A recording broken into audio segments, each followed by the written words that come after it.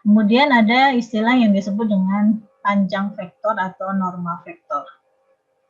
Norma vektor atau panjang vektor itu dilambangkan biasanya dengan tanda mutlak seperti ini atau besaran magnitude ya kemarin. Minggu lalu saya juga sudah menyebut bahwa vektor itu punya dua, yaitu arah dan besaran magnitude. Nah, besaran kalau kita menuliskan di dalam ruang dua dimensi, besarannya ini itu dirumuskan sama dengan V kuadrat, jadi akar dari V1 kuadrat ditambah V2 kuadrat. Dimana titik awalnya adalah di 0. Sehingga kalau sebuah vektor yang titik awalnya di P dan titik akhirnya di Q, maka sama rumusnya dengan menggunakan rumus Euclidean ya. Bahwa PQ kuadrat itu sama dengan Q1 dikurangi P1 kuadrat ya, ditambah dengan Q2 dikurangi P2 kuadrat. Hingga hasilnya besaran dari PQ itu sama dengan akar dari Q1 dikurangi P1 kuadrat ditambah dengan Q2 dikurangi P2 kuadrat. Dengan cara yang sama, itu juga berlaku di ruang 3. Jadi kalau ruang 3 ya berarti kalau kita punya P1 dan P dan Q, ya berarti P punya 3 komponen. P1, P2, dan P3. Q juga punya 3 komponen. Q1, Q2, dan Q3. Sehingga besaran dari vektor PQ itu sama dengan akar dari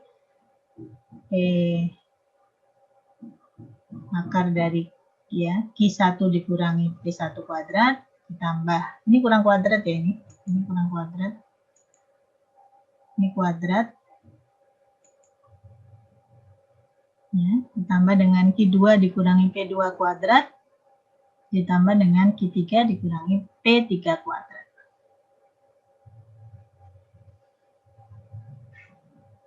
Nah ini kalau digambarkan dengan menggunakan yang 3 dimensi, itu rumusnya jadi seperti ini. Sama saja dengan cara antara dua titik itu sama dengan besaran vektor P1, P2. Kemudian di dalam vektor itu juga ada operasi dot product atau hasil kali. Jadi dot product antara vektor U dengan vektor V itu sama dengan UV cos theta, di mana cos theta-nya itu dirumuskan sama dengan UV dibagi dengan U, besaran U dikalikan dengan besaran V.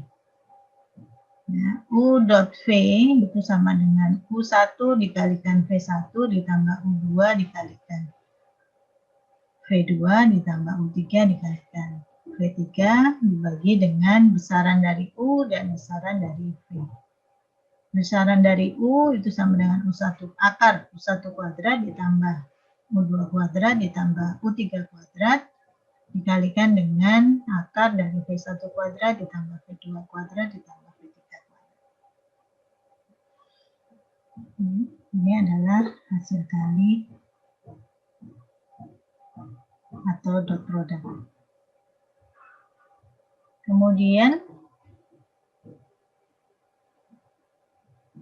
ya proyeksi. Proyeksi vektor U terhadap A. Nah, ini juga sebuah vektor, itu biasa dituliskan seperti ini. Proyeks A U. Nah, jadi A-nya ini adalah tempat dia diproyeksikan. Dengan U itu adalah vektor yang diproyeksikan. Contohnya, kita gambarkan seperti ini. Ini adalah vektor diagram kartesian, di mana vektor U ini adalah arah yang ke sini. Kemudian ini ada vektor A. Nah, tunggu sebentar, saya menerima telepon. Halo, halo Bu, ini. Baik, ini.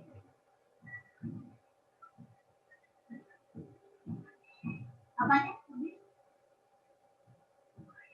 Oh.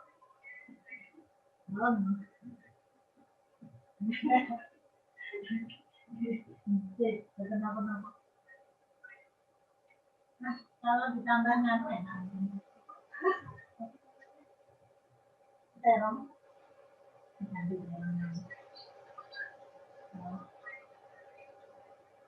Nah, iya, nggak apa-apa ya.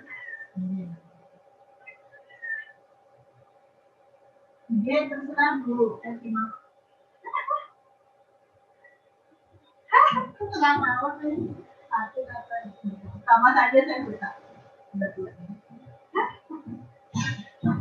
Iya, Bu.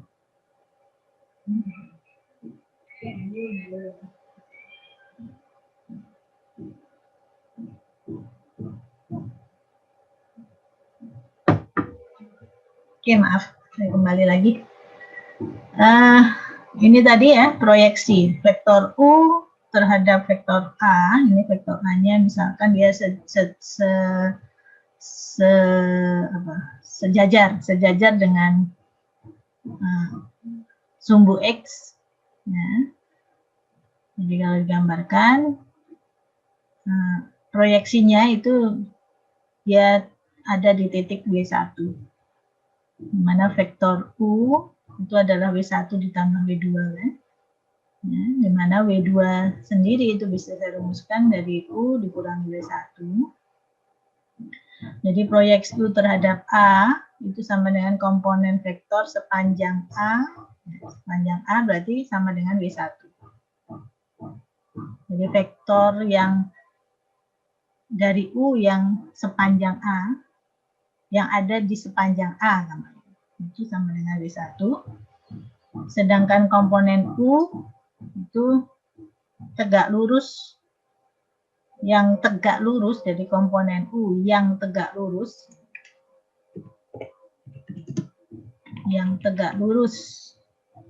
terhadap A, disebut dengan ortogonal, itu adalah W2.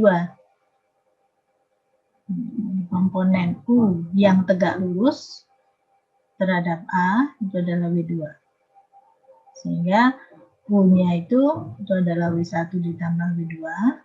Karena W1 sejajar dengan A, maka W1 itu merupakan skalar,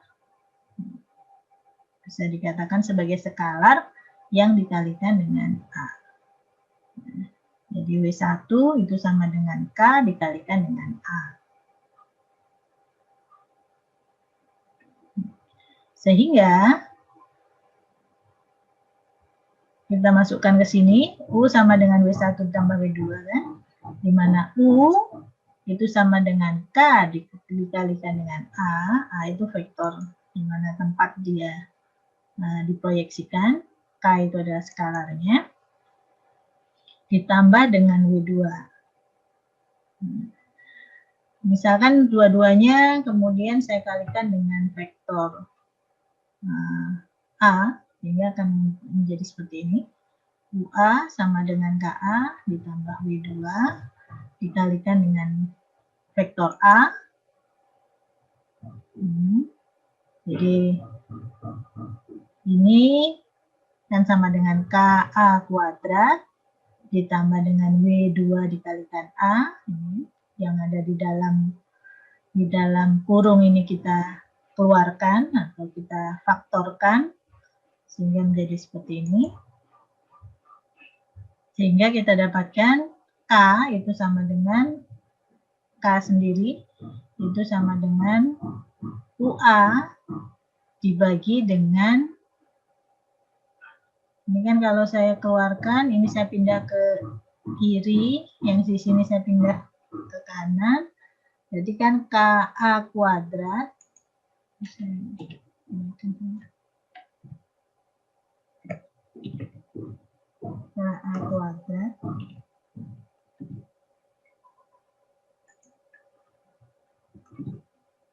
itu sama dengan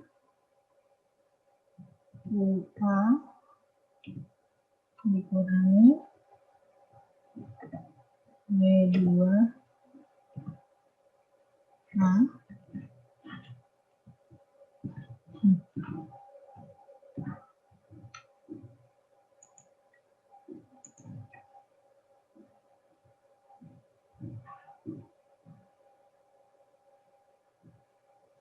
ya, UA ya benar ya gini ya. Ini kan saya pindah, ini dikurangi W2A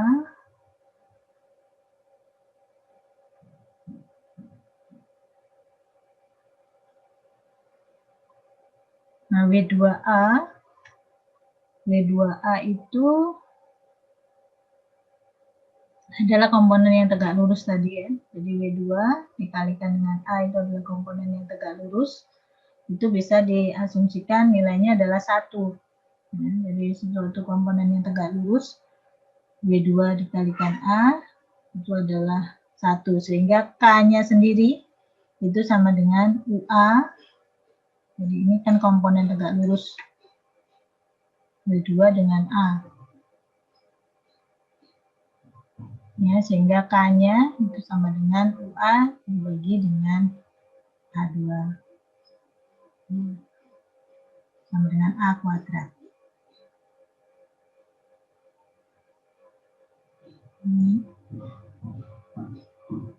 Seperti ini. Ya.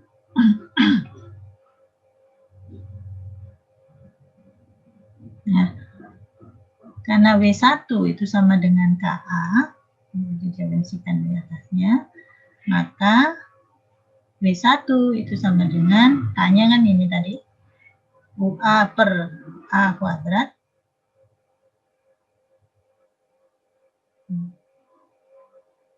Maka W1 itu sama dengan UA per A kuadrat dikalikan dengan A. Sehingga proyeksi U di A itu sama dengan, atau dirumuskan sama dengan UA, U itu vektor U dikalikan dengan A, dibagi dengan besaran A kuadrat dikalikan dengan A. Sedangkan untuk W2 itu sama dengan U dikurangi dengan UA, dibagi dengan besaran A kuadrat dikalikan dengan A.